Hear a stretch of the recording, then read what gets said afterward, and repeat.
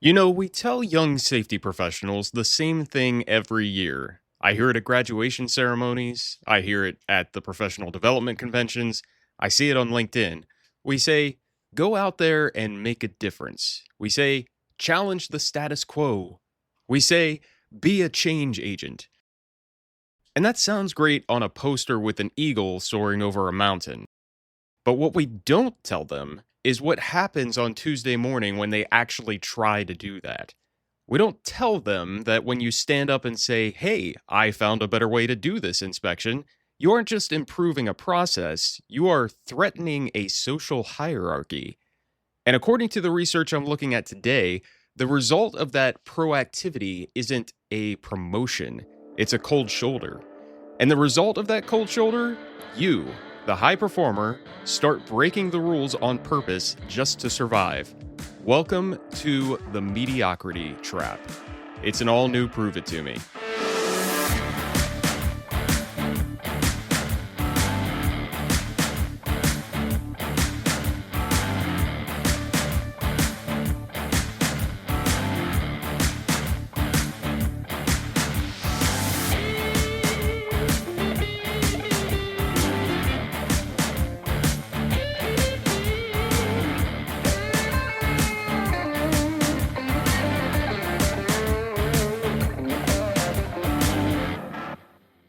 Hello, everyone, and welcome to Prove It To Me. I'm your host, Dr. Matt Law. If you are listening to this, I assume you are somewhere safe, hopefully not doom scrolling at 3 a.m. like I was when I found today's topic. I want to talk to you about the nail. You know the proverb? It's a Japanese Chinese proverb. The nail that sticks out gets hammered down. In the US, we like to pretend we don't believe that. We're the land of the cowboy, the innovator, the maverick. We love the nail that sticks out. We give the nail a TED talk. But do we? I was browsing Science Daily the other day because that is what I do for fun, don't judge me, and I saw a headline that stopped me dead in my tracks. The headline read, Avoiding the Workplace Mediocrity Trap. Now, the tagline says, confidence, persistence, ingenuity. Conventional wisdom tells us these are some of the traits needed for success at the office. But within teams, less laudable characteristics, maintaining the status quo, for instance, might be just as desirable according to new Rutgers research. Now, something like this usually leads to some fluffy qualitative survey where 5 people said their boss was mean to them, and the conclusion is be nicer. I don't need a doctoral degree to know we should be nice. But this one was different. This one linked proactivity, the good behavior, to production deviance, or the bad behavior. So naturally, I didn't trust the Science Daily summary. I mean, they do a good job, but I need the receipts. I need the regression tables. So I tracked down the actual paper. And folks, this is a good one.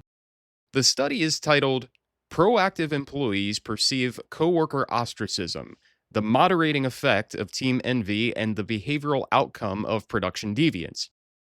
It was published in the Journal of Occupational Health Psychology in December 2024. First off, let's do a vibe check on the journal, JOHP. This is an APA, or American Psychological Association, journal. This isn't Joe's Journal of Safety Opinions. This is peer-reviewed, impact factor heavy, rigorous stuff. The authors are a team from Rutgers, George Washington University, Renmin University in China, and ESSCA School of Management. So we have an international collaboration here, heavy on the organizational psychology expertise. So what is the core premise? The authors start with a really interesting observation. They say that usually when we study workplace ostracism, people ignoring you, leaving you out of email chains, forgetting to invite you to lunch, we look at the victim's flaws. We assume, oh, Dave is being ostracized? Well, Dave must be annoying. Maybe Dave has low political skills. Maybe Dave is neurotic.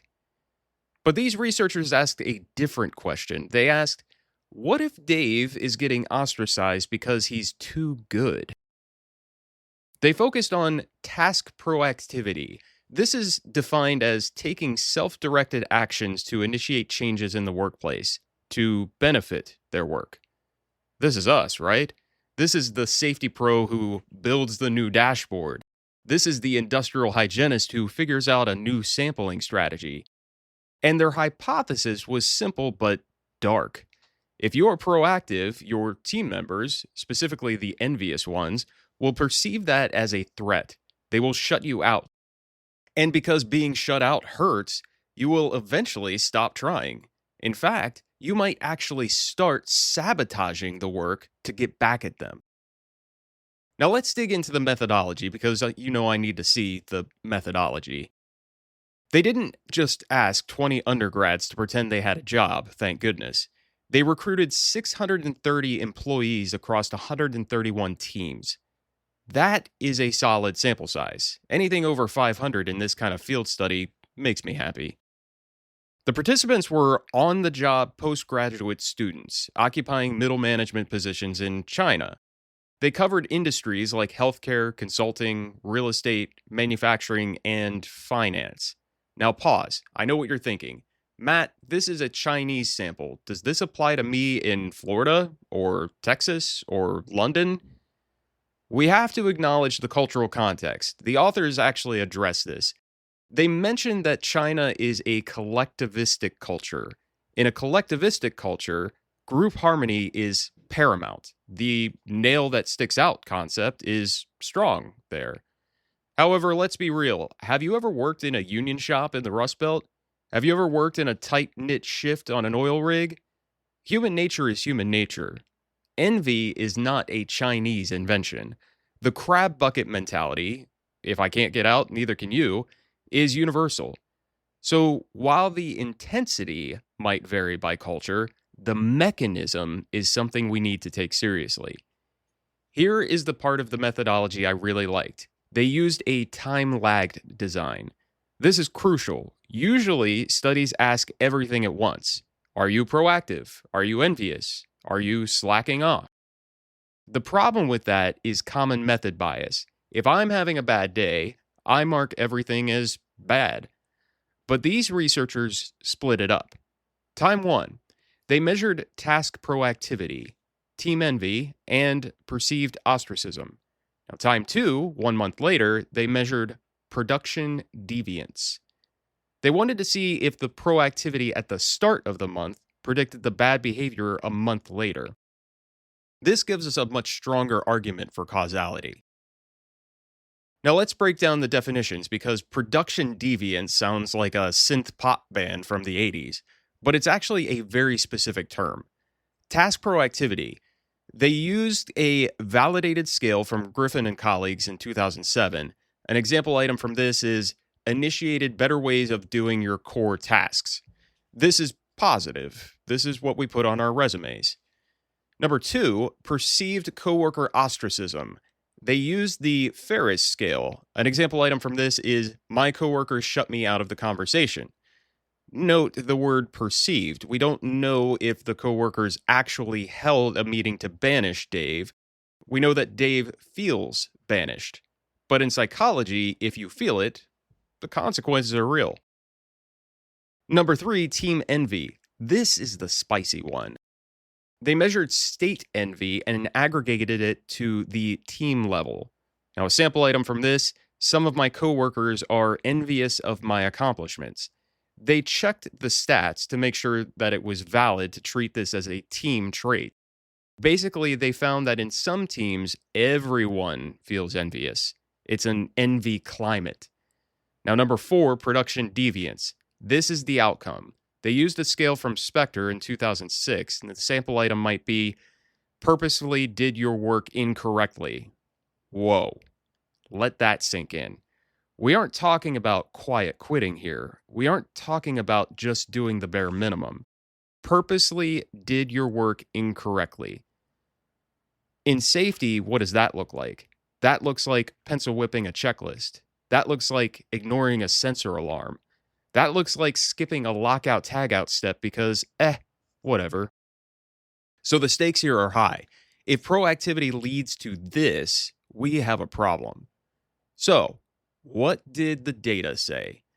They ran a multi-level modeling analysis, specifically using M+.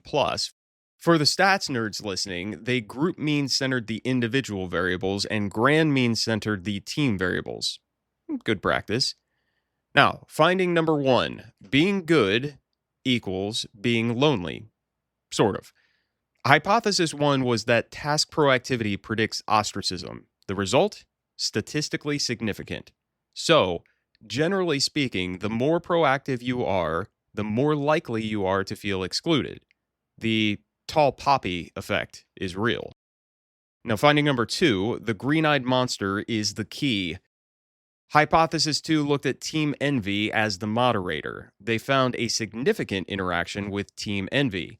When team envy was low, -1 standard deviation, the relationship between being proactive and being ostracized disappeared. It was non-significant. If you are on a team that supports each other, where people aren't jealous, you can be a star and you won't get punished. You'll probably get high fives. But when team envy was high, +1 standard deviation, the relationship shot up. In a jealous team, being proactive is a social death sentence. The authors use social comparison theory to explain this. If I'm insecure and you come in with your fancy new Excel macro that does my job in half the time, I don't look at you and think, wow, what a great resource. I look at you and think, he's making me look bad. He's threatening my resources. He's threatening my status. So I trigger a contrastive comparison. I distance myself from you to protect my ego. I ostracize you. Now, finding number three, the downward spiral. This is the one that keeps me up at night. Hypothesis 3 and 4 linked this back to production deviance. They found a first stage moderated mediation. Try saying that 3 times fast after a bourbon. Here is the chain of events supported by the data. Number 1, employee is proactive. Number 2, if the team is envious. Number 3, the team ostracizes the employee. Number 4, the employee feels the loss of belonging and control. Number 5, to regain control or vent frustration, the employee engages in production deviance. They specifically found that in high envy teams, the indirect effect on deviance was significant. In low envy teams, non-existent. This is the mediocrity trap. The high performer enters the system attacks the high performer eventually says, fine, you want me to be useless? I'll be useless. In fact, I'll be worse than useless. Now, before we go firing our teams for being jealous, let's do our due diligence. What are the limitations here? Number 1, self-reporting bias. The biggest dirty B word here is that the employees rated themselves. They rated their own proactivity. I am awesome. They rated their own ostracism. They hate me. They rated their own envy perceptions. They are jealous of me. Is it possible that these proactive employees are just narcissists? Is it possible they aren't actually being ostracized, but they just feel like martyrs because nobody threw them a parade for fixing the printer? The authors controlled for negative emotions and job satisfaction, which helps rule out the I'm just grumpy factor, but we lack the perspective of the coworkers. I would have loved to see the coworkers asked, hey, do you hate Dave? And if so, is it because he works too hard or because he microwaves fish in the break room? Number 2, the cultural lens. Again, we have to look at the China factor. The authors explicitly quote, the nail that sticks out gets hammered down. In hyper-individualistic sales culture in the US, proactivity might trigger less ostracism and more direct competition. Oh, you made 10 calls? I'm going to make 20. But in safety is often a cost center. It's a support function. It relies on influence, not authority. I would argue that safety teams function very similarly to collectivistic groups. We succeed or fail together. So, if one safety pro is making everyone else look lazy, I bet you my next paycheck this dynamic happens in Ohio just as much as it happens in Beijing. Now, number 3, the production deviance measure. They measured deviance 1 month later. That's good, but is 1 month enough? Real burnout, real cynicism, that takes time to bake. I wonder if we checked back in 6 months, would those employees have quit? Or would they have fully assimilated into the do-nothing culture? The study stops at the acting out phase. I want to know about the giving up phase. Now, why am I bringing this to you? I'm a safety professional, not a therapist, though the lines blur sometimes. This study is a warning shot for how we manage our teams and how we manage our own careers. Now, number 1, for the leaders, if you manage a team of safety pros and you hire a rock star, let's say someone with a doctor of public health degree, a certified safety professional, someone who quotes regression stats in their sleep, you need to watch the team, not just the rock star. If you see the team going quiet when the rock star walks in, that's not just awkwardness. That is a precursor to your rock star failing. You cannot just drop a high performer into a mediocre, envious culture and expect them to lift everyone up. The data says the culture will drag them down. You have to manage the team envy. You have to create assimilative comparisons. That means showing the team, hey, if Dave succeeds, we all look good. Dave is here to help us get budget, not to steal your job. You have to frame the proactivity as a team resource, not an individual threat. Now, number 2, for the proactive employee, that's you. If you are the one trying to change things and you feel that chill in the air, maybe stop. Don't just work harder. The data says working harder will just increase the ostracism. You are triggering the contrastive effect. They see you as other. You need to bridge that gap. You need to be politically savvy. The authors suggest consider the perspectives of their team members and help them advance together. Basically, share the glory. If you build a new tool, put someone else's name on it with you. Make your proactivity benefit their workload, not just your resume. Because if you don't, you are going to end up in that production deviance bucket. You'll start resenting the place. You'll start cutting corners. And then you're not a high performer anymore. You're just another safety hazard. And that is the no bullshit truth. We like to think performance is just about skill and will, but it's not. It's about the pack. And if the pack turns on you, even the alpha wolf eventually stops hunting. This study gives us the data to prove that office politics isn't a distraction from the work, it is the work. So, next time you feel like the nail's sticking out, maybe check to see who's holding the hammer before you stretch any higher. And that's it for this deep dive. I'm going to go post this study on LinkedIn and see how many people actually get envious of my ability to read PDFs on a Saturday. If you liked this episode, leave a review. If you didn't, well, I'll just assume you're engaging in production deviance. As always, if you have research that you want to share on the podcast, whether it's your own or just a really cool study you found or some research you've been able to effectively put into practice, send me an email at contact@proveitpod.com. Until next time, I'm Dr. Matt Law. Thanks for listening to the Prove It To Me podcast. Take care and stay safe, everyone.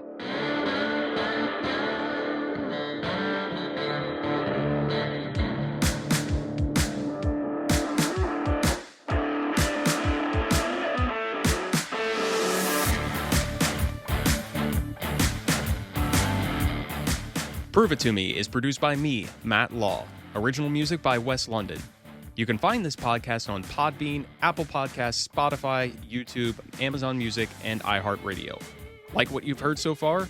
Please like, subscribe, and follow wherever you get your podcasts, and leave a 5-star review on Apple Podcasts. Got questions about what we talked about or research that you want to share? Send an email to contact@proveitpod.com. The views and opinions expressed in this podcast are those of the host and its guests and do not necessarily represent the official position, opinion, or strategies of their employers or companies.